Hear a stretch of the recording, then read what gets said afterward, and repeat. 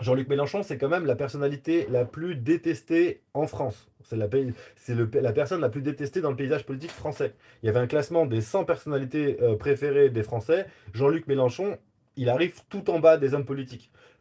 Si vous l'aimez pas, vous faites partie de la grande majorité des gens qui n'aiment pas Jean-Luc Mélenchon.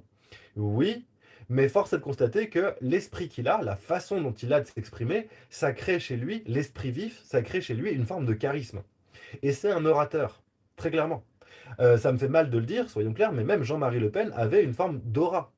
Adolf Hitler avait une forme d'aura quand il s'exprimait, parce qu'il embarquait les foules. Il était convaincu de ce qu'il disait.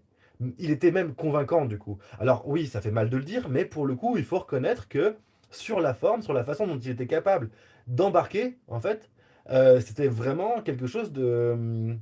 comment dire? C'était vraiment quelque chose de d'important en fait. C'était quelque chose d'essentiel même. Quelque chose qui permettait effectivement d'embarquer très largement. Eh ben ces personnes-là sont charismatiques.